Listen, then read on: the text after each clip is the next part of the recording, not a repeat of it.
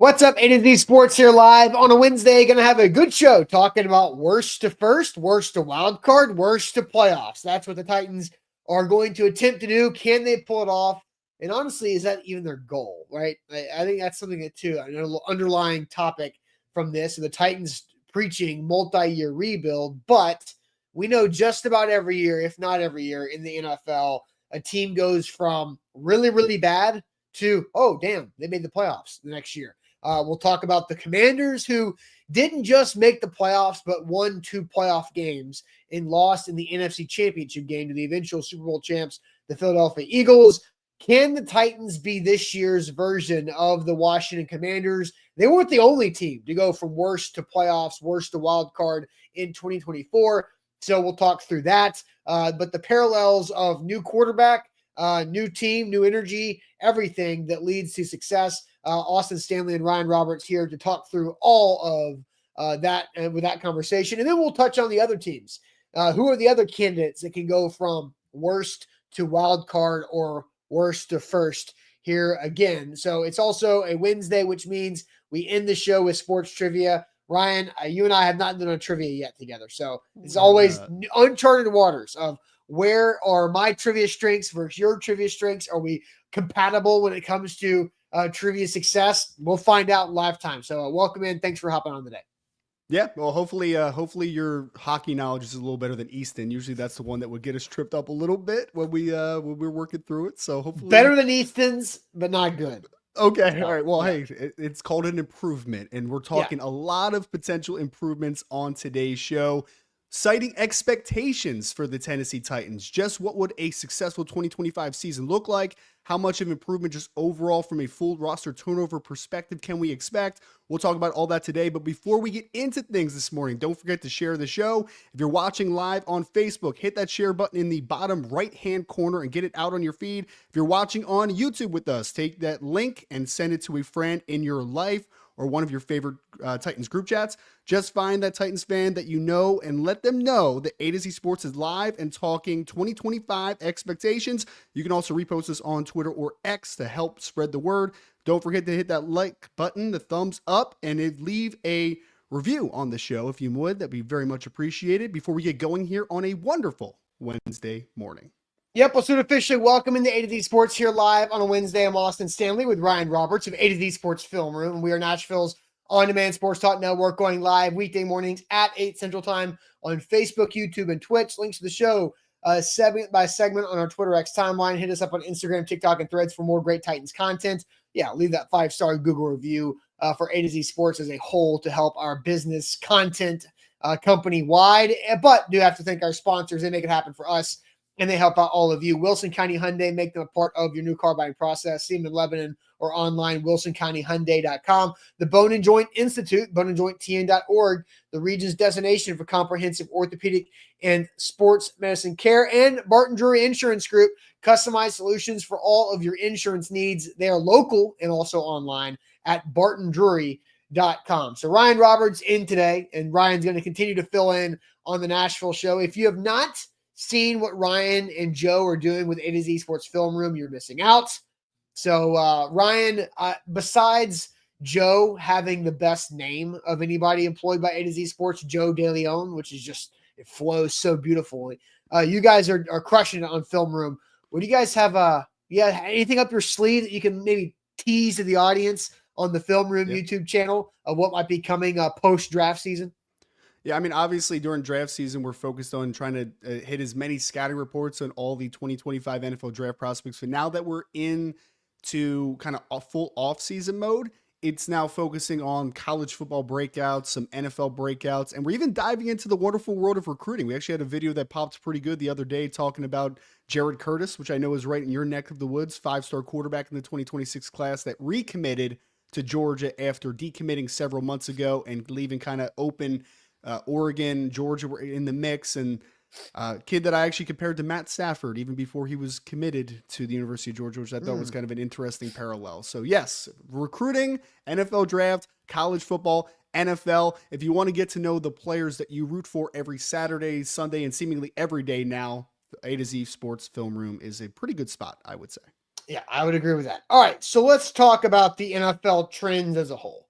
It does Mhm. seem like every year a team that was terrible makes the playoffs the next year.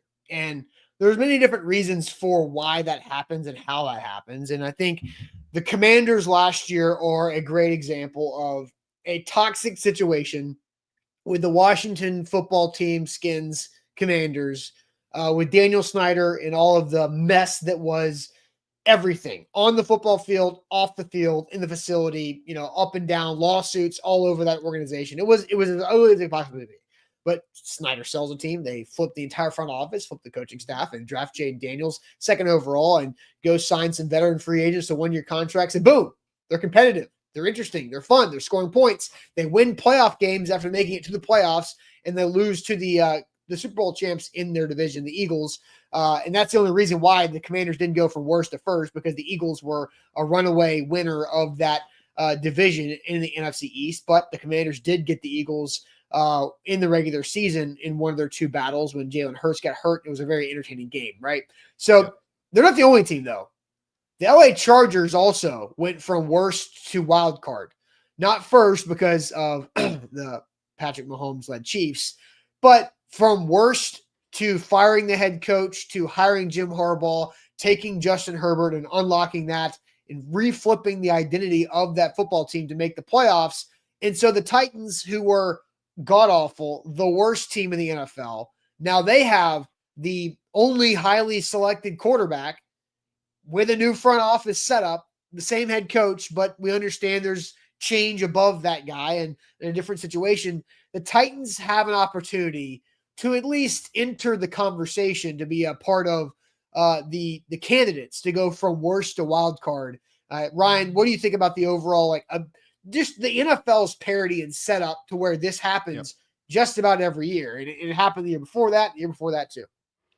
Well, I feel like when we were growing up, it didn't happen that often because free agency was a thing, but it wasn't as crazy as it is today, right? Like the parity wasn't as high in the NFL back then than it was now, obviously, and even dating back further. So it's really funny when you kind of talk about historical trends. I do think free agency has leveled the playing field in a big way. And it's very easy now to flip over roster. I mean, you have one good free agency class, you have one or two good draft classes back to back, and all of a sudden you're going from one of the bottom feeders in the NFL to very good. I mean, I even think, Austin, like we can even go back to like the Rams when Sean McVay took over, right? Because that was a team that you quickly went from. I mean, they had like 10 years of just absolute drudge. Like it was horrible. They were like 40 something and like 116 the previous like 10 years or whatever it was, 11 years. And then all of a sudden, one person comes in, one atmosphere is created, and all of a sudden the talent is unlocked. So I think that this is a very interesting conversation. You have a new general manager, you have a head coach in his second year, you have a new quarterback, but does just their presence in the building get some of the younger talent that maybe is on the Tennessee Titans roster to start to really kind of escalate their development process? Like all those things are very possible. And I know it's like super cliche to say like belief, right? Like, oh, they believe in themselves or whatever, but like it does happen. Like, let's not just skate over the fact and say like belief doesn't matter. If people believe in the process, the leadership, and everything else involved, you can develop faster as a organization, as an individual. All those things can happen. And I do think free agency overall can help to flip. You know, we can even take this past the Tennessee Titans for a second, but any young football team that has a regime change, that has an identity shift, I do think can turn things around if if the process is correct. And hopefully the Tennessee Titans are one of them. Well, it's culture, right? And like Yeah. you have to bring in people that can immediately flip the culture. And even though the Titans were bad last year, I think they brought in some culture changers. I think Tony Pollard is one of the most underrated people in the NFL. Like the guy was 1,000-yard rusher behind a turnstile offensive line full of saloon doors playing right tackle. And you had the guy and Brian Callahan even talked about this more recently of, actually, I guess this was at the install when the live podcast event. So you guys haven't heard this yet, but Brian Callahan was talking about Tony Pollard's injuries that they had to manage the entire season. And it wasn't just late in the season. It happened fairly early. And then Tall Texan brings up Tyler Lockett, big time culture guy. Obviously, he's already made his impact on this team, and he's barely been a part of the team for 2 weeks at this point. Kevin and they Zeitler, both right guard, I think is the one too. Yeah, well, I was going to say is you mentioned Pollard, you mentioned Lockett, you mentioned Zeitler. What do they all come from? They all come from winning organizations, right? For the most part, they come from cultures that were already established. So yeah, I think having that veteran leadership is very, very important. Absolutely. No doubt. Caleb asks, hey, Austin, when's the install going to be released? By the way, A to Z Sports has no control over 1045 The Zone products. That is a 1045 The Zone podcast that Buck, who happens to be employed by both companies, hosted. So it will be this week because that's what Buck said. But I have no control over that. They were having to put together video. It was phenomenal. Brian Callahan was great. So worst to first. Easton put these together. These are the betting odds for every team that finished in last place in their division, the odds to win their division this year. And I believe this is DraftKings number. So the Titans are at plus 650, which is not like that crazy, you know. The Niners that finished last are actually the favorites to win the NFC West at plus 145, which is pretty crazy. The Bears in a super competitive division in the NFC North at plus 425 to go worst to first. And the Patriots in an opportunistic AFC East at plus 475. But then you have the other four teams that are way long shots. The Browns are going to be terrible. The Raiders have a tough hill to climb, as do the Giants, and the Saints are just in kind of salary cap purgatory and quarterback purgatory as well. So the Titans, according to this, don't have it's not crazy, right? It's not crazy to think the Titans could do this based off of what the betting odds are saying. And I always think it's interesting. The betting odds are set up at this point of the year to take advantage of hype, to take advantage of momentum.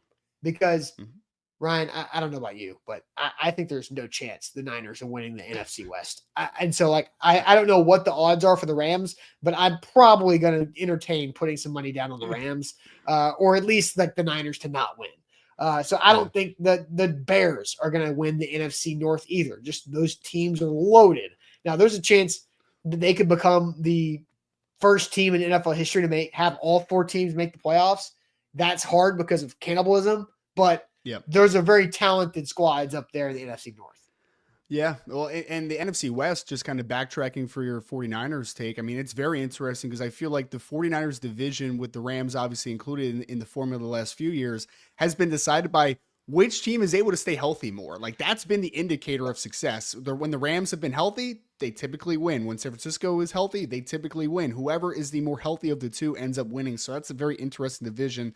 I wanted to pull up one thing real quick because Kendall had said in the chat, that's more a testament or statement of our division. Yeah. And yes, it is. This is all a part of the formula, Kendall. I mean, because we can sit here and talk about, we love what Tennessee Titans did X, Y, and Z. There's still a couple spots that we need to improve upon, and we will have that conversation, obviously. But when we're projecting who can be the team that can go from first to worst, yeah, we have to talk about the division, obviously, right? And I do think that when we get into like the reasons for optimism, who the Tennessee Titans are playing on a week in and week perspective has to be a part of that conversation, obviously. Totally. And like Corey said, the Titans are winning 5 games max. If you look at the over-under odds, it's at 5.5. So yeah, like the expectations are low. But who was having, I mean, I don't know what the Commanders' win-loss total was this time a year ago. It was probably around 5-ish, 6. Yeah.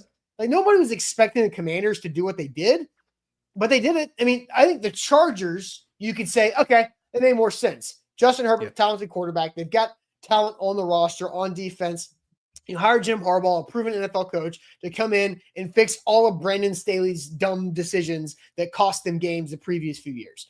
That makes sense of why the Chargers can go from worst to the wild card round of the playoffs. So can the Titans do that? So let's ask this question to get you guys more involved this morning. What's your biggest sales pitch that the Titans can push for a playoff spot in 2025? So this is optimism hats, right? You know, so put your optimism hat on. Jeff, this isn't for you because you're a Colts fan. We all know that. He's like, Texans and Colts improve their teams. Everybody is supposed to improve their team right now. That's like everybody on paper most of the time improves their football team. So optimism hats on for the Titans.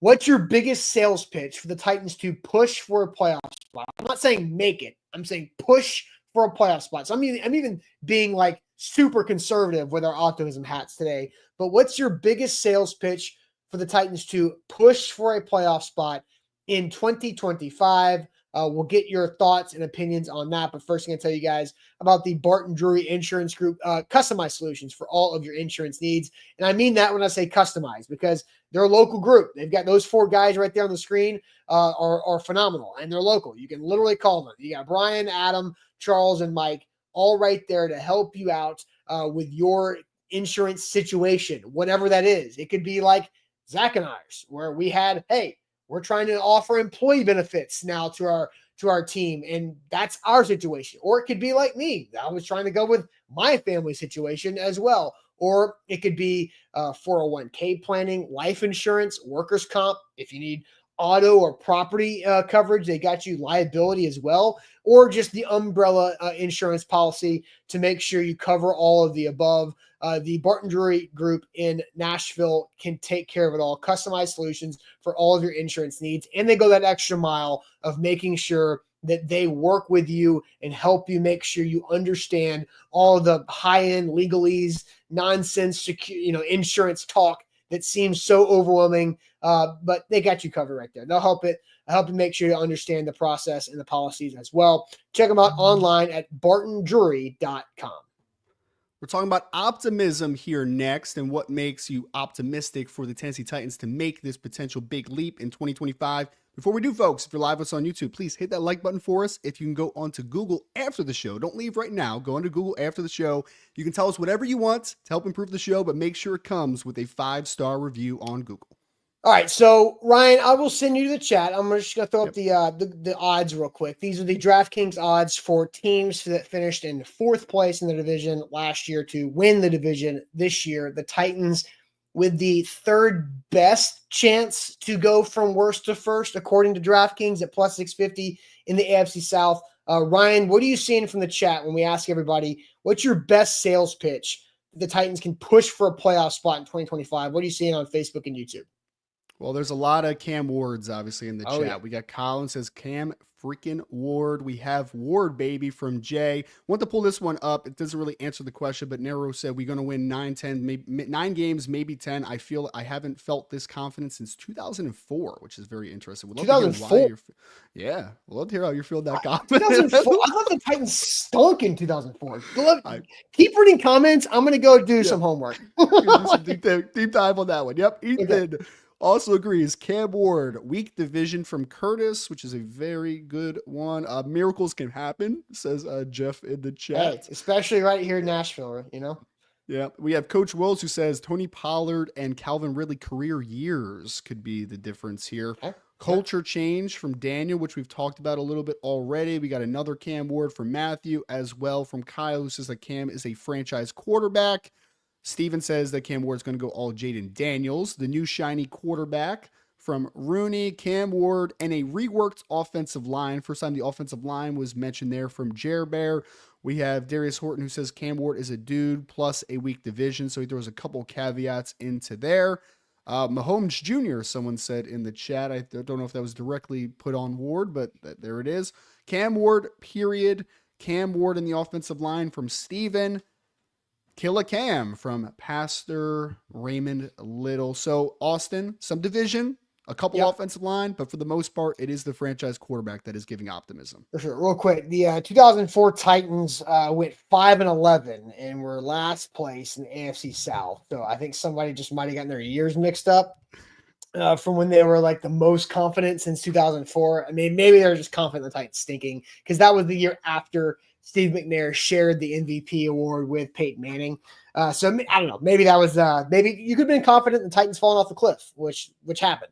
So Ryan, I'm really curious about your perspective on this because you don't cover the Titans. You are a football dude. You watch everything. High school recruiting, college, the draft, and the NFL. You're kind of all over the place. I don't know how you could do it, but a lot of caffeine maybe. I don't know what your routine is for how many screens you have on the weekends in the fall, but you do it. What is your perspective here? What's your strongest sales pitch on why the Titans could be like the Commanders or like the Chargers from a year ago, last place to a wild card playoff team? Well, I think Cam Ward has a lot of relevance in this conversation. Like, I think that he's definitely a part of the equation. I think it's a mixture, but like ultimately, what is my biggest sales pitch? It's a division at the end of the day. It is the division. I think that you cannot just kind of skate past that. I mean, you're working with the Texans, who have been good the last couple years, but also a couple of defections from the offensive line, right? And they're like an injury away from kind of trending downward a little bit. Not saying they'll bottom out necessarily, but they're a team that I could see win 12 games. They're also a team that I could see win like 9 games because injuries just kind of decimate them a little bit. So I think there's a little bit of volatility there. But then outside of that, it's like the Colts are in a very bad situation. The Jaguars, I mean, this is the weirdest one, Austin. I would love to hear if you agree with this. They are the most volatile team maybe in the NFL this year because there's some cool things about Jacksonville, right? You're like, okay, Trevor Lawrence, hopefully with an offensive mind, and Liam Cohen. That's pretty interesting. You have Brian Thomas Jr., you drafted Travis Hunter, but also I have no idea if Liam Cohen is going to be a good head coach. I have zero idea. Is James Gladstone a good general manager? I have zero idea. All I know is that Coach Cohen has become a little bit of a meme this offseason with the Duval stuff. Like he could be excellent or he could be a doofus. I don't think there's a ton of in-between ground on this one. So I really don't know what to expect for Jacksonville. They're like the biggest wild card in this division and one of the biggest wild cards maybe in the entire NFL because they could be a team that has that quick turnaround because they get the most out of Trevor Lawrence, or they could just not be ready for the limelight. So division would be my answer, but I'm very interested in Jacksonville, especially because I have no idea what to expect from the Jaguars this year. Yeah, Liam Cohen is interesting because like Trevor Lawrence has been. I actually was listening to local radio at 104.5 this morning, and they're playing some hypothetical Titans games, hypothetical Titans conversations. And this morning was, what if Trevor Lawrence like hits his potential this year? Yeah, because he's kind of been, and this is what Will Bowling was saying, he's kind of like the Dak Prescott level, except Dak Prescott's been more successful. But the guy does enough to earn a second contract, but you're still like, you're still waiting for that final like solidifying stance of, yep, he's the guy you can circle the wagons with and roll with. So I think the Texans are also interesting too because of, they've won the division back-to-back years. They've had injuries. Their offensive line is not great. They have like 18 receivers on the roster. They're going to have to cut like over half of them somehow. And they only drafted one offensive lineman this year. Yeah. After you just offloaded Laramie Tunsil, one of the best left tackles in the NFL. Like, is Cam Robinson your left tackle to protect CJ Stroud, man? Like, this isn't great. And Ursary, right? Is that how you say his name? Ursary from Minnesota. I've heard from somebody that was a part of, the evaluation, like, that guy's a little odd. Like, he's a little different type of dude, and not like you want your offensive line to be like a different dude. You want your offensive line to have a certain type of crazy. This isn't like the good type of off. It's like a what planet does this guy think he's on right now? I'm not really sure. So we'll see how roll the dice. So that's all solid, and I agree. And the Colts are like, who's going to be the quarterback? Anthony Richardson. Actually, I heard this too. Oh no. How about this? Yep. How many snaps, Ryan, do you think Anthony Richardson has played since he left high school? 5 seasons. 5 seasons. 2 in the NFL, and then 1 year as a starter, and then 2 years at Florida pre-starting. How many collective snaps do you think Anthony Richardson has played in 5 seasons? Now, total snaps in a year for a quarterback is what, like 1,000? Yeah, 1,000. Yeah. How many snaps in 5 seasons? Now, he was the backup at Florida for 2 years, right? Right. So not many. I would say 2,100 would be my guess. 2,100 snaps.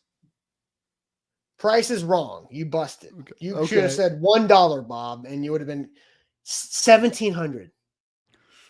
It's not great. Isn't it crazy? Yeah, it's not great. 1,700 snaps in 5 years. So you have no idea what you're expecting there. Is Daniel Jones going to be the quarterback in Indy? So I think for everybody saying the answer is the division like you are, that's very much a good place to be. Here is my answer.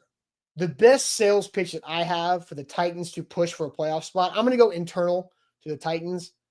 I'm going to say, and this is such a football coaches are going to love this answer because it's right up like their like whiteboard team meeting alley. The Titans have an opportunity to actually play competent, complementary football this year. Ooh, love it. You like that? Complimentary. Love it. Love it. Complementary football. Yes. Because last year, Will Levis had the most turnovers of any quarterback, and he didn't play 5 games. He played just 12. But the Titans have a chance to play complementary football this year. Ryan, the Titans started the season a measly 1-6.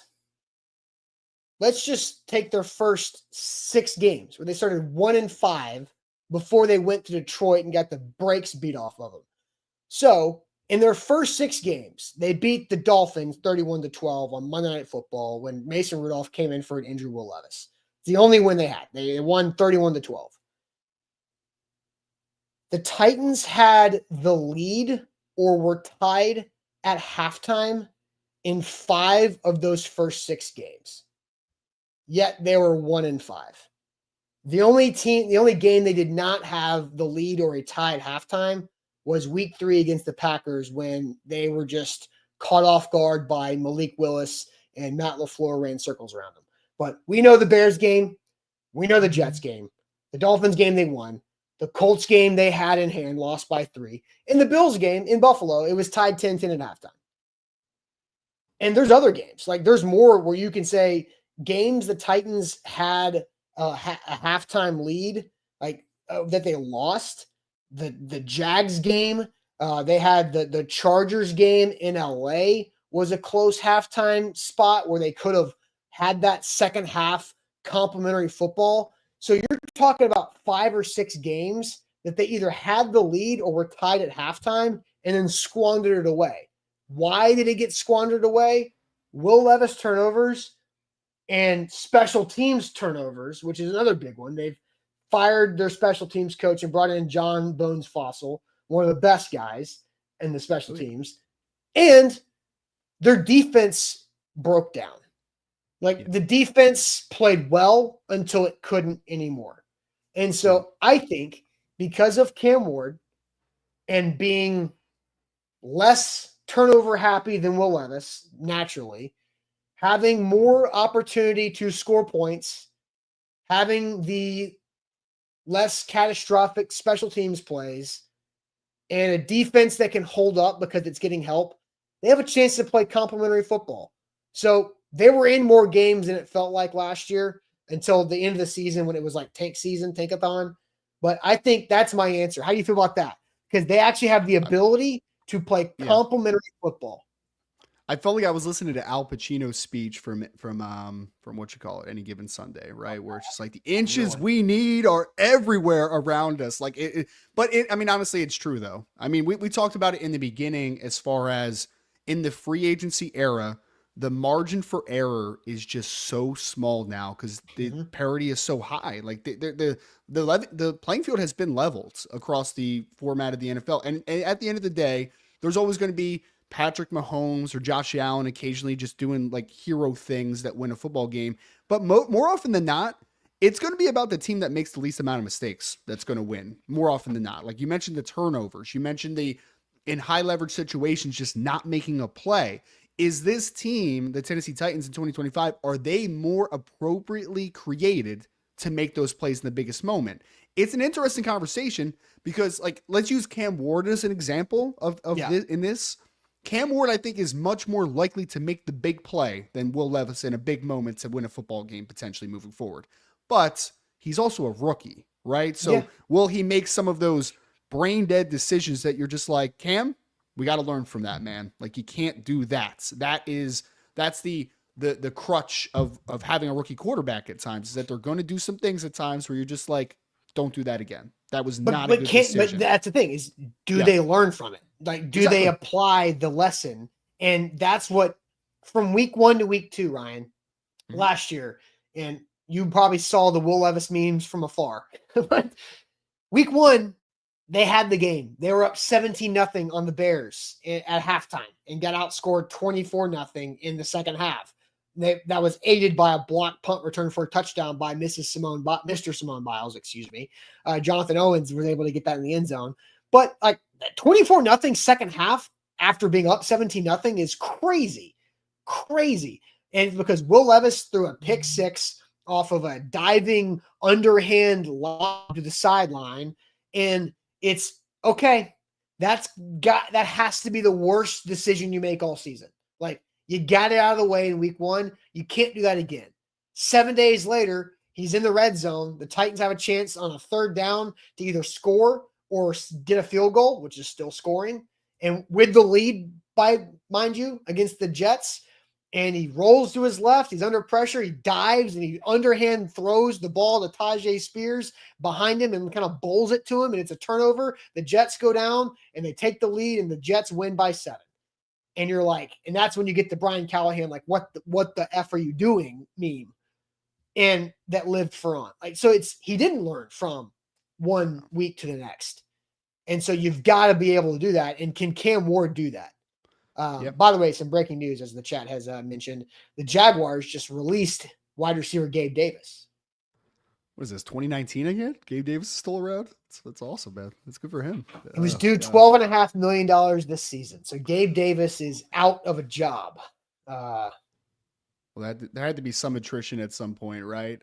Especially with the offseason, how it's played out. And I mean, I haven't looked up Gabe Davis in a couple years, but I don't think Gabe Davis has been overly good recently, right? He's been a little bit of a disappointment, I believe, if I remember correctly. But I mean, he wasn't if you're not worth $12.5 million, then you're going to get cut. But no, I think Sean's onto something. Does he go back to Buffalo?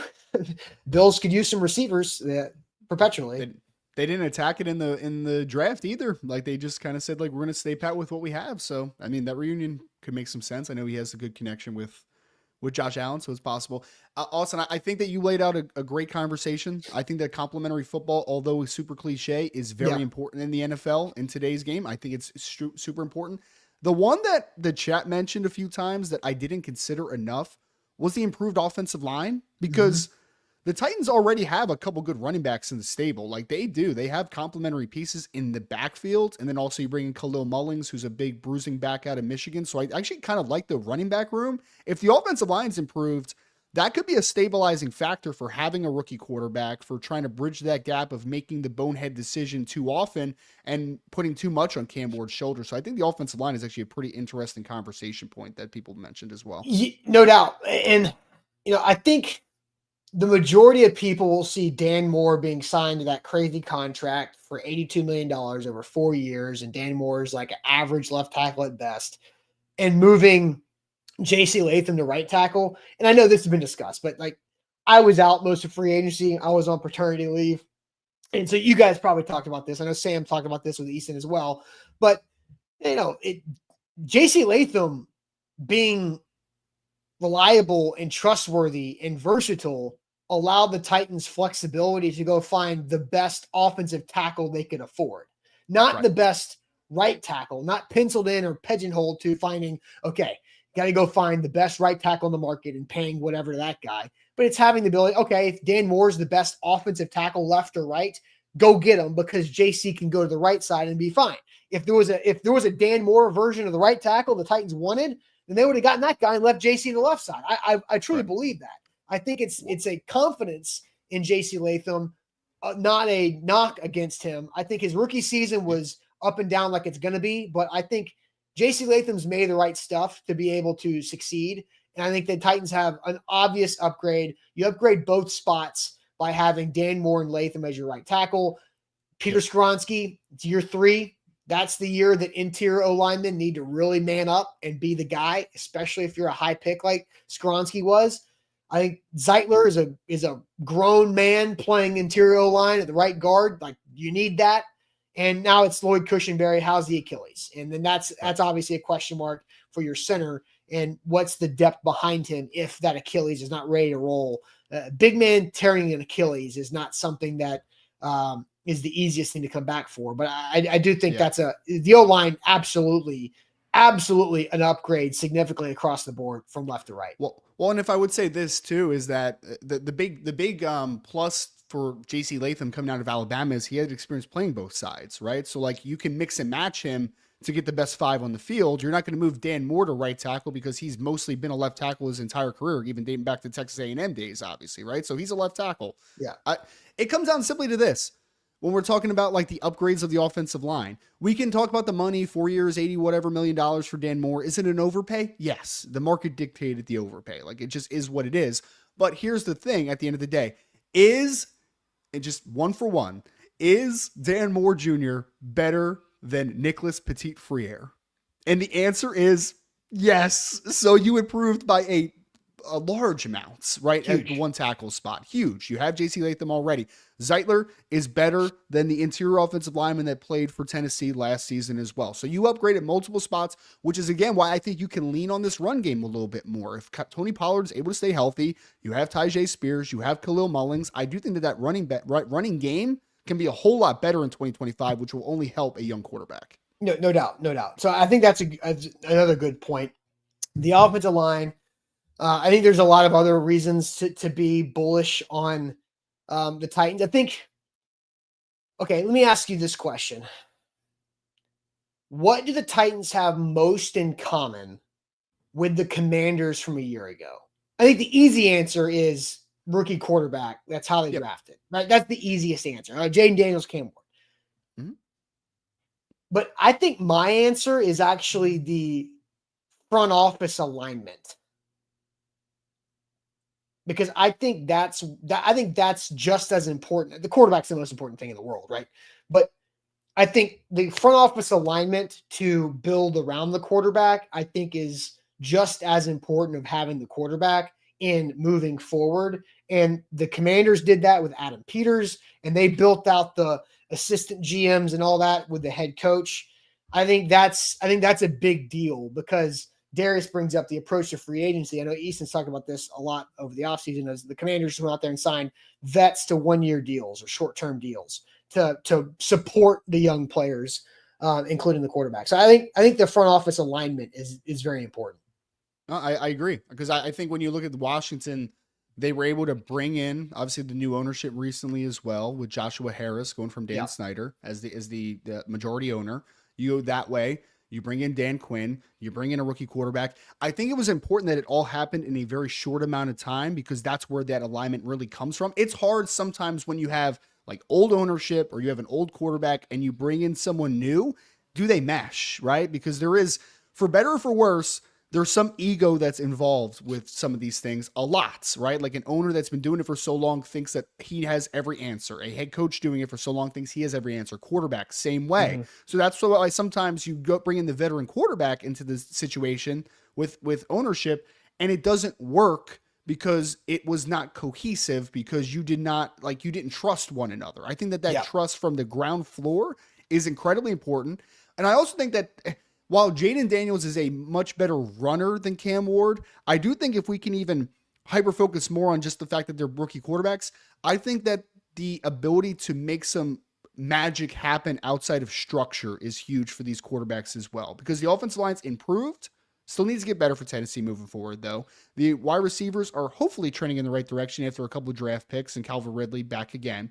But I really think that magic that some of these quarterbacks can make outside of structure, like that's where quick turnarounds can happen. Because sometimes when things aren't perfect, a Cam Ward, a Jaden Daniels, those types of guys can make something happen that isn't necessarily there to begin. Yeah, so that made me think of this. This was from Brian Callahan with Easton. And Ryan, I'm not sure if you've seen this or heard this from the interview that Easton had, 90 minutes long almost, with Brian Callahan, which going back to that, Jaden Daniels, Cam Ward, this was Brian Callahan talking about the nervous system of quarterbacks he's looking for. And this is like over a month before they even met Cam Ward in person when Brian Callahan said this. It's going to sound a little bit strange, but what's their nervous system like? You know, what is it? What do they look like when things break down? How do they operate when the pocket is muddy? How do they operate under critical duress and critical pressure? You know, those are the things that I look at. And how does their brain essentially respond? You know, how does their body respond to those stressors when those moments come where you have to throw the football and everyone in the stadium knows you have to throw the football? Mm-hmm. Can you do it? You know, can you make those throws in those big moments? And that's what separates, I think, all the quarterbacks in the league, the great ones from the guys that are just good. And that's what you look for, you know, is how does their nervous system work under pressure, and can they make good decisions? Can they throw on time? And most importantly, are they accurate? And he went on to mention and actually named Jaden Daniels. After that, they talked about the quarterbacks still playing, which were the NFC AFC championship game quarterbacks. And you look at those guys, all of them had really a good ability to stay calm in those big moments to make the big plays. And, Jalen Hurts to Jaden Daniels to Patrick Mahomes, and I guess what was that, Josh Allen would have been on the AFC side this year, if I remember correctly. But, that fits Cam Ward, right? Because you hear everybody talking about Cam Ward of like the guy's, heartbeat is at like his, like 50 beats a minute, on third down and 8 in the red zone in the fourth quarter when you're down by 4. Like that guy is just cool and chill. And I think that kind of lines up with what Cam Ward.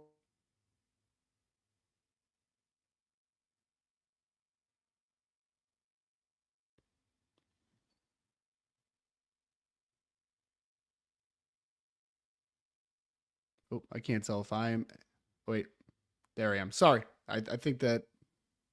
Can you hear me, Austin? Oh, okay. Guess not. Yeah. So I didn't know there for a second, folks, if I was frozen or if Austin was frozen, but there we got our answers that it was indeed Austin and not myself. But kind of working towards what he was talking about there. Welcome back, Austin, by the way. You know what stinks in this virtual world, man, is that I didn't know if I was frozen or if you were frozen for a second. I was like, oh no, I don't. My internet had a hiccup or something like that. That's funny. No, but I got exactly what you were saying there. And I think that so when I scout quarterbacks, I usually go back and I find the reps where they're in high leverage situations in football games. Like that's a big thing, right? I want to see what happens when pressure matters. And I actually talked to a scouting friend that is a scout for an NFC South team this year. And he said that is one thing that they talk about most in their quarterback evaluation process is literally exactly what I just said. It's how does a quarterback do when everything isn't right? When you need a drive, when you have to go 2 minutes, when you are down, when you are tied in a football game, those things matter so much. And the cool thing that I saw from Cam Ward in 2024 compared to what he was 2023 with like Washington State was he looked so calm in like those biggest moments. If you watched Miami football this past year, if Cam Ward was not the quarterback for the Miami Hurricanes, they're probably like a 6-6 football team. Like they're not very good. They're not. What did he do week in and week out? And I know some people are going to say, well, he put them in some bad situations with some early turnovers in games at times. And while that's true, he still was able to dig him out in the end, ultimately, right? And he won them a whole lot of football games in 2024. You're not necessarily expecting him to do that much magic in 2025, but the fact that he does have that in him and that you trust him in those high-level situations is very positive for the future of the Titans, without question. I think one thing we're going to watch simultaneously is how the Titans improve from Will Levis with Cam Ward in that area. And then what happens to Miami when they go from Cam Ward to Carson Beck. That'll be, pretty, because I don't know what Carson Beck hasn't exactly played the cleanest football in Georgia the last year and a half, right? Carson Beck's exactly what we're talking about, though. It's easy to be a quarterback when everything's going right around you. Yes. When you have good protection, when you have a good system, when all those things are working, it's very easy to be a good quarterback in those types of situations. It's a lot harder. And we saw that with Carson Beck literally this last year when the protection wasn't as good. Mike Bobo is not as good as an offensive coordinator as what they've had recently, a couple years in the past.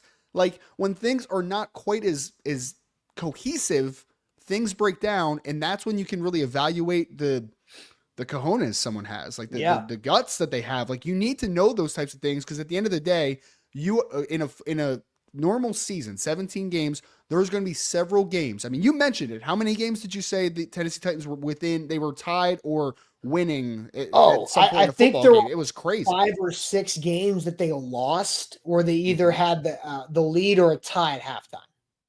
Yeah, which I mean, not even including the 3 games they won. You're not going to win all those games in the NFL because that's how the NFL works. But the fact that a lot more than 3 wins. Can you win more than you lose though at the end of the day? Yes. Like that's what we're talking about. And I think 100%. that Cam Ward absolutely gives you a better chance. Like that was one thing that I despised about Will Levis is that I felt like in the biggest games Will Levis played at Kentucky, it was just like he didn't show up in those games, like that was some of his worst football games. It's easy to throw 4 touchdowns against Murray State. Can you do it against Georgia? Like that's my biggest thing ultimately. No kidding. I did favor to comment before we get to our next conversation here, Ryan, about the rest of the league and where the Titans stack up on this worst to wild card playoff team topic here. Malachi says, I still think cutting Stonehouse was the worst decision the team made this offseason. Could have given him a good coach first. So I understand thinking that was an early hook on Ryan Stonehouse as the Titans punter. Mm-hmm. But when you see the move made of cutting Stonehouse and go back and listen to the coaches talking about the punt problems this past year, the punter was mentioned from the very beginning. From the block punts to the bad coverage to the allowing big returns, the punter was a part of all of it. Now, I don't blame Ryan Stonehouse at all the most. That's a Colt Anderson problem, sure. Which is why he is also gone. But I think it makes sense of why they made the decision. I think they could have been more patient and let him stick around to learn because of the talent that he's got. Look, Brett Kern became Brett Kern with the Titans because he got cut by the Broncos for the same damn reason that Ryan Stonehouse got cut by the Titans. So sometimes it takes that to learn how to, have different tools in your bag as a punter. That was the scouting report on Stonehouse going back to the Colorado State game. Was that Colorado State days? Was that kid had a wicked leg, but he didn't put enough hang time on it, or he didn't directionally punt it well enough, and he would always outkick his coverage. Was kind of the running trend on him. But it's very interesting. I mean, at the end of the day, this team is going to be as good as the supports that you put around Cam Ward. That's what it's going to come down to. Is Brian Callahan the guy? Is the offensive coordinator? Is the defensive coordinator? Are those the right people that are in place? Can your general manager, Mike Borgonzi, now continue to fill out this roster and find value in different spots, whether that is draft, free agency, undrafted free agents, like all those types of things? That's what's really going to decide it. So I actually feel like I'm turning the wheels back to your points that I kind of agree that it's the alignments. Like it's everything that's involved from the front office and the things that you don't see from the daily perspective. Complimentary football, baby. Just it's a cliche for a reason, right? That's it. All right, so let's get to this next conversation because I'll put the graphic again. These are the 8 teams that finished 4th in their division a year ago in the odds, according to DraftKings and other sports books that have similar numbers, of them going from worst to first in 2025. So let's ask it this way: where do the Titans rank around these teams to go from worst to first? So, the odds give them the 3rd best chance, but do we really believe that? So where the Titans rank among these teams, where do we think they have the best chance to go from worst to first? We'll get to your answers here in a moment, but first we'll tell everybody about the Bone and Joint Institute, boneandjointtn.org. They are the region's destination for comprehensive orthopedic and sports medicine care. When injuries happen in life, you have to know who to go to, who can help you get things fixed and not just let that thing linger longer than it should. Because injuries in life are an inconvenience. In football and in sports, it's lost opportunity, but a massive inconvenience in life. And maybe it's an old injury that you had from your playing days that's creeping back up as you get older. Maybe it's something new. Maybe you're picking up a pickleball habit. And that's going to create some knee tendonitis, some knee problems, some shoulder issues, ankle, whatever it may be. The Bone and Joint Institute has you covered, and they can help out your son or daughter who may have a youth sports injury as well. They do everything under one roof in Franklin, Tennessee. You can book an appointment online, boneandjointtn.org. Make sure, folks, before we get on to predicting where the Tennessee Titans rank as far as the ability to go from worst to first or worst to wild card in 2025, make sure you like that show. Go on Google after the show. 5-star reviews are always very much appreciated. Share this podcast, as always, to all of your friends and family because that helps the algorithm. That helps us. That helps continue to grow the show. Make sure that you do all of that after we finish the show today. All right, so where do the Titans stack up? Where do they rank? And the other teams that are attempting to go from worst to first this year, once again, the odds, Titans are plus 650, which is the last place odds to win the division. The other three teams have better odds to win the AFC South than the Titans. Then you look at the other teams, the Niners are actually the betting favorites to win the NFC West, which I think is nuts. The Bears, I'm not sure exactly how that stacks up, but that's a super competitive division in the NFC North. You could play out a script where the Packers, the Lions, the Vikings, and the Bears all have a shot to win the division. There was a point in time, Ryan, last year where I thought all four of those teams could finish above 500. Now, the Bears tanked. The Bears fell apart at the end. But they've, reinvested Ben Johnson, new head coach, all that opportunity right there. And then another new head coach with Mike Vrabel and the Patriots at plus 475. They're second, the second place odds to win the AFC East behind the Buffalo Bills, who are probably a runaway favorite, but above the Miami Dolphins, who were second place a year ago with 8 wins. So what do you say from the chat, Ryan, on where the Titans stack up among those teams? They're third in the odds, but are they better or worse than that? I see a lot of people saying third, but maybe some others too. Yeah, out of the 8 teams that were mentioned, we have Ethan that said third. We had they're fourth according to the odds. Fourth, so they're fourth according to the odds. So above the odds so far. Darius Horton also thinks it's the third. We have Eric Castillo who said second behind the Patriots as the top team, which is an interesting conversation. Top tier says second, fourth from Scott Weaver, so right on the head there. We have Daniel who says second after the 49ers. We had an interesting conversation. This could be an interesting conversation altogether. Tall Texan says first, they have the best quarterback from the graphic, which is a very interesting thing. Very, very. All right. Yeah. Cam Ward versus Caleb Williams. I mean, Cam Ward versus Brock Purdy. Cam Ward's losing that. Drake May. Cam Ward versus Russell Wilson, Jameis Winston, Jackson Dart. Geno Smith also, right? Geno Smith with the Raiders is a very proven quarterback at this point. So, look, I don't think that. I think that's a very strong take. I would put Cam Ward, probably fifth-ish. I would take Cam Ward over anybody the Giants have in their quarterback room, but Russell Wilson probably is a higher floor player out of the gates than Cam right now. I think that's fair to say.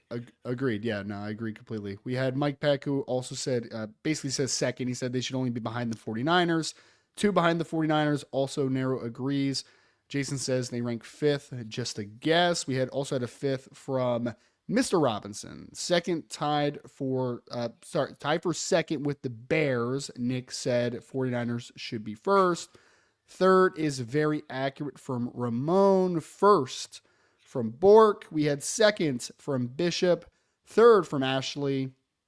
Let's see if we have any more. Worst first, Titans should be tied with the Bears from first to worst. Nick said third from Karen, third from Ethan, and third from Kenneth. So I would say the majority is probably third, but it ranges mostly between like second to fourth. Third? Yeah. Second, third, fourth. Like there's a couple fives, a couple ones overall, but like third seemed to be kind of the big one. Now, Tall Texas says you're crazy off if you think Purdy is better than Ward. I mean, what? You've never seen Cam Ward throw a pass in the NFL yet. Yeah, so Brock Purdy is like, come on. Like, I mean, you can maybe say that. I mean, I don't like Brock Purdy is like one of the biggest success stories of the NFL behind Tom Brady. He was in the MVP race 2 years ago, and then I know that he took a little bit of a step back last year, but I mean, everybody was hurt last year. Like it was just a very strange. I think when that system is working and they're healthy, I think Brock Purdy is a very solid to good NFL quarterback. Like he's just good quarterback, Yeah. I mean, if you're betting on like the upside, if you told me like if both guys hit their potential, who's better, Cam Ward or Brock Purdy? I don't even think it's close. I think it's Cam Ward, but like the floor has to come into this conversation of like known commodity versus a guy that you haven't seen throw an NFL pass yet. That has to be in the conversation. Yeah, without a doubt. So where are you on this? Like, I think that the tough thing for the AFC for this conversation is which division has the most opportunity for the division winner to or the second place team to just completely churn, right? Like it's been the NFC South, like notoriously is like the churniest divisions in the division in the NFL of they've had like a different division winner. I think there was a stretch of like 8 years where it was like rotating every year. Nobody won back-to-back years, but not like worst to first like this. But what division do you think is most up for grabs where there's opportunity for a worst to first spot here? Even though would pick the Rams to win, I do think San Francisco is probably the easy one because again, it makes sense that the odds are where they were because if it's just going to take the Rams to have a couple injuries like we saw a couple years ago. I mean, the Rams when they're healthy are a good team, like 11 plus wins. When they're injured though, which we saw a couple years ago, they go like 6-11, right? Because you're just like they don't have depth. The Rams are more built off of the top of the roster, not necessarily the depth. That's kind of how they overall win. So I think the NFC West is up for grabs. For the Tennessee Titans, I think right around third makes some sense. Like New England is not going to make that type of jump. The Giants are not going to make that type of jump. Cleveland's not going to make that type of jump. Chicago's interesting, but like Chicago, like that division's hard, man. You're like, needing a lot of things. Yes. Like the Patriots, like if we're being honest, and we're not trying to wish this, but if Josh Allen goes down early, then that division's wide open. And I think the Patriots have a chance. But like you literally have to say, if Josh Allen goes down early and like down bad early, which nobody wants because we all like watching Josh Allen as a player. Nobody wants to think that way. But that's the only like the path for the Patriots to win the division is that. Mm-hmm. Yeah, I think I'm settling on third with the Tennessee Titans of just the list because the way I think of it this way is that I think that they could be a team that is vast improved, but improvements, like the perspective of improvement, they could win 7-8 games and it's like, oh my gosh, the Tennessee Titans took a huge step forward. Like they're trending in a great direction and you feel good about the future of the team, but that's also not going to make a wild card more than likely, right? Like 8 wins is not going to make a wild card. You probably at least get to 9 to even have a chance there potentially. So I would say third, just because I think there's going to be incremental improvements. There's probably one team that maybe does this, but it also doesn't have it every single year. Like we don't see this type of situation every single year at this point. So I'll probably say third. I think that the 49ers make the most sense. I do think that the Patriots are interesting because now you have Vrabel, who's a much more, at least comparative to what Gerard Mayo was, like a guy that has at least been there and had some success in the NFL. So that's a very interesting one, I think. Yeah. Because you had where do you sit on the Raiders? That's an interesting one that I don't really know what to do with. Like they have a veteran quarterback, they have Pete Carroll. Like there's some optimism there, maybe. I don't know. It's the division though. Like, yeah. Think about the head coaches in that division. Andy Reid, Pete Carroll, Jim Harbaugh, and who am I missing? Why am I just blanking on the fourth team in that division? You said Harbaugh, you said Pete Carroll, you said who was Andy Reid. Reid, Jim Harbaugh. Wait, wait, who is missing? Sean Payton, Broncos. Sean Payton. Yeah. Like Jim Harbaugh is the only one who hasn't won a Super Bowl. Wow. But he's been to one. Interesting. Like that. I haven't thought about that. That's veteran, that's veteran coach city over there. Yeah. So funny. I just don't see. And they had 3 playoff teams a year ago because the Broncos were able to sneak in with Bo Nix as the 7th team. Like I just don't see there being opportunity to grow past 3rd place. Like they might flip with somebody, but I just don't see it happening with the Raiders. And I think that's the hard part with this. Because last year there was no worst to first. You had worst to wild card team with the Chargers and the Commanders. The year before that, you had 2 worst to first back-to-back in the AFC South, but it took like catastrophic collapses from the Titans 2 years ago to the Jags to win the division. And then the Jags collapsed to allow the Texans to win the division in CJ Stroud's rookie year. So is there a collapse coming from a division winner? I don't necessarily see that happening. So I think the Titans, I think it's appropriate to have that 3rd spot because I don't think the Patriots are going to do that. I just kind of eliminate the Patriots from this conversation unless there's a Josh Allen significant injury. Sure. I think it's behind the Niners and behind the Bears. But I honestly feel like the Titans are a better bet for my money. Like if you're going to say what's the better value bet, I think the Titans are a better value bet than the Bears because the division for the Bears is much more competitive throughout. Yeah, yeah. The interesting one is the lower odds for the Saints because I mean they're in a division that you think you can make some noise potentially, but that roster and that general manager, like it's a mess. It's an absolute mess. So yeah, I think we aligned pretty easy on this. Like I would say third, the Bears and the 49ers, not necessarily in that order, would be kind of the two in front. So I think that makes the most sense. The good thing is, and I know this is going to sound like kind of pessimistic a little bit, but it's great that we're actually having a conversation about the Titans and not saying like there's no chance, right? Yeah. Like I saw the Browns on that list and I'm like, brother, zero chance, like zero. The Giants. You have better odds of the Giants head coach and general manager being fired than them making the playoffs in 2025, by a landslide. Yeah, yes.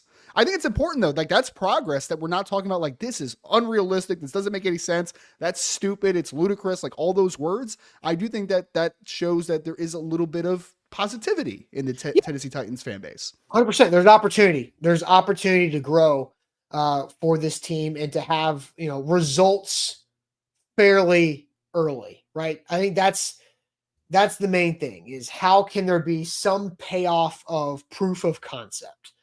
And I think the Titans have a great chance to have proof of concept early in this approach with the front office and the quarterback and the coach and everything on that one. So I know Easton and I will talk more about we have a potential topic maybe for tomorrow. Maybe it's next week. But next week's a loaded week because we got rookie mini camp over the weekend to react to, and the schedule comes out next week. So we got a lot of stuff to get to next week. So maybe we'll have that foundation philosophy conversation tomorrow with Easton and I. But Ryan, are you ready for our first time doing trivia together? I'm as ready as I'll ever be. So, all right. Yeah, I'm very competitive. So if we don't do well, I'm going to be very upset at myself. So let's do this. Let's do this thing. Same. All right, here we go.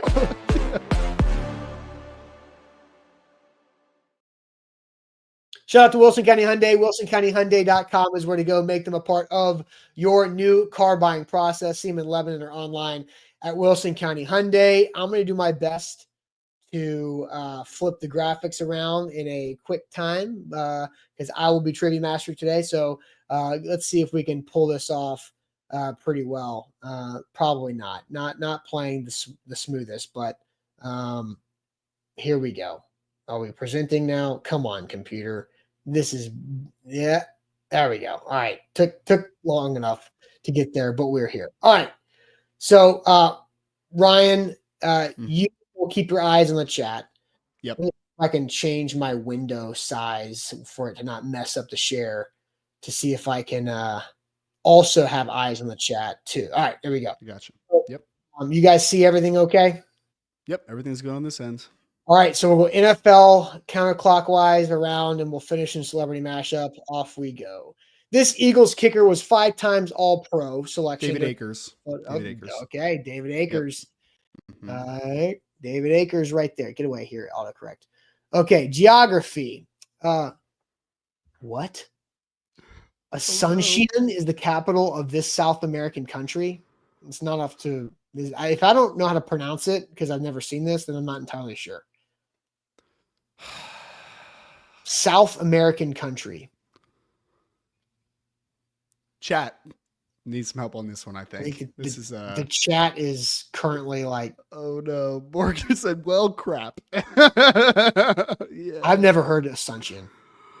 Oh gosh. Paraguay? Paraguay? Someone said Cairo? No, that's Cairo. not. That's Louis Egypt. Yeah. Uruguay, but people are saying Chile. Oh my gosh. Brazil. Oh no, everyone's saying everything. Oh no, this is not good. I mean, help somebody with some confidence. What is happening? New Guinea? What, like Paraguay? People are saying Paraguay. Yeah. People are saying Uruguay. Can we go with Uruguay? It's Paraguay. It's Paraguay. Dalen says Paraguay. Pretty okay. We're going. All right, there we go. Right. We learned something today. Debuting in 2020, this HBO BBC One series has followed the lives of high-level investment bankers. No clue. Oh my gosh, this is not a great start here, guys. Not a great one. We crushed David Akers, but outside of Yes, we had David Akers within seconds. Everything else, not that, great. I mean, I don't know. I don't watch HBO or BBC One. Someone said no idea. Thank you, top tier. That didn't help at all. Thank you. Appreciate it. Industry. Someone said industry. Baptism by fire for Ryan. I've been in this already, so it's isn't baptism by fire And necessarily. the industry is an option.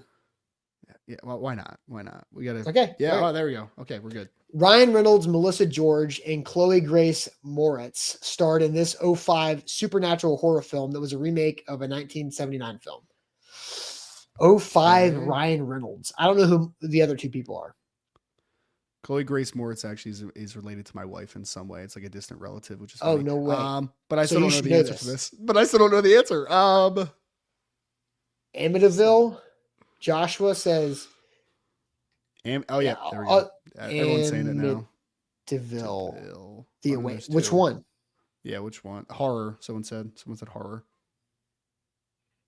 Okay. All right. There we go. Music. I Hate the World Today and I'm a Sinner, I'm a Saint are lyrics from this 1997 Meredith Brooks song. I mean, I know the song. What's it called? Amityville Horror. I don't know why I couldn't pronounce that. I have heard that. The World Today. I know the song. I don't know what it's called. What's the song called? I'm literally singing it in my mind, trying to reminisce on lyrics here. I thought it was called "I Hate the World Today." I thought that's what it was called. I have no idea. Oh no, we just lose. Did we just lose the screen? What? There's no screen anymore. It's just Is us. it really? Yeah. Yeah. Oh wait, we did lose the screen. What the heck just happened? No idea. Well, let's try again. Are we back? Not yet. Oh, there we go. Okay. we're back. The correct answer was bitch. So Okay, there we go. Cool. chain restaurants, hot eats, cool treats, and happy tastes good are your slogans used by this chains. Happy tastes good. I know the happy tastes good. Happy tastes good. Happy tastes good. It's gonna drive me crazy. It's gonna drive me crazy. We did not get the best. Dairy Queen. Yeah, Dairy Is that Queen. a Dairy Queen thing? Wow. Okay. NHL. This Eastern Conference most recent conference final appearance was in 2002. Featured players like Darcy Tucker, Mikael Renberg, and Jonas Hogland. Yeah, none of those names help me at all. So Eastern Conference, who has been bad for a while. The Devils, have they been bad? I feel like they've been The bad. Devils, I feel like had a run more recent than that. This is brutal, man. The Sabres have been so terrible. Maple Leafs, someone said. The Maple Bruins. Leafs. Someone said the Bruins. People are saying the Leafs. Yeah. That could be right. Let's go with the Leafs. Okay. Hey, we're getting them correct. We're just taking forever. Outfielder Shannon Stewart finished fourth in the 2003 MVP voting during a season in which he was traded from Toronto to this AL team. Was it Shannon the Angels? Stewart. Was it the Angels? You think it's the Angels?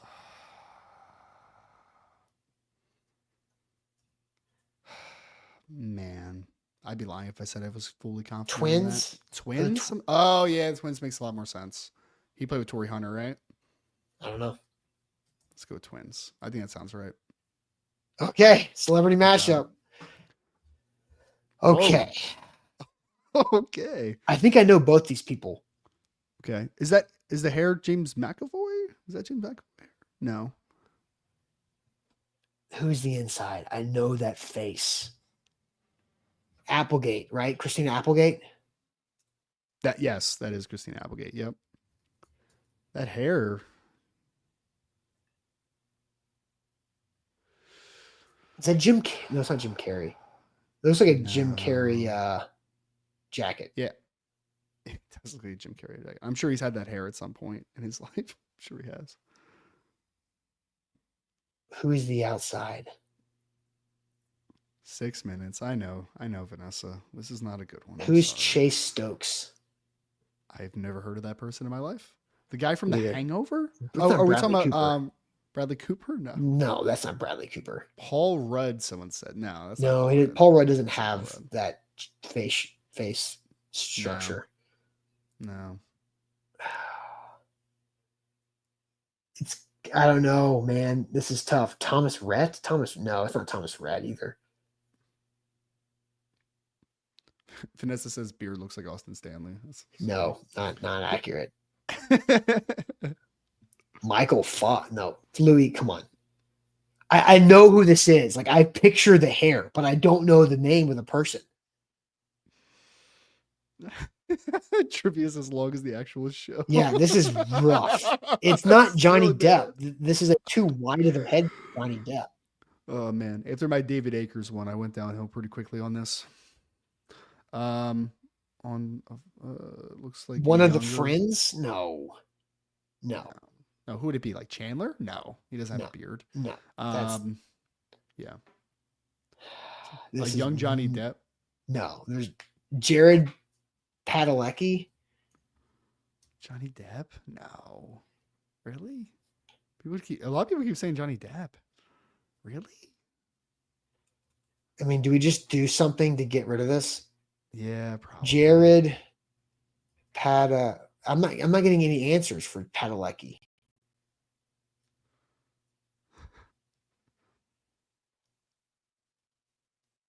Yeah, I don't. Jared Leto? Oh, that's interesting. I don't think that's right, but that's interesting at least. Why doesn't my screen keep? Okay, we got something wrong. Yeah, So it was not Jared Leto. it's not Jared Leto.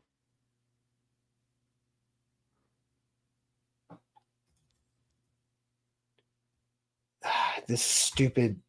I'm not. How I don't know what somebody's saying. Jared Padalecki from Supernatural. Like, it's not showing up, and the 2 R's isn't showing up either. So if I Is it do with a T? Pad, Is it with a T? Jarrett with a T? I don't know. No. however you're telling me to spell Padalecki is not showing up, guys.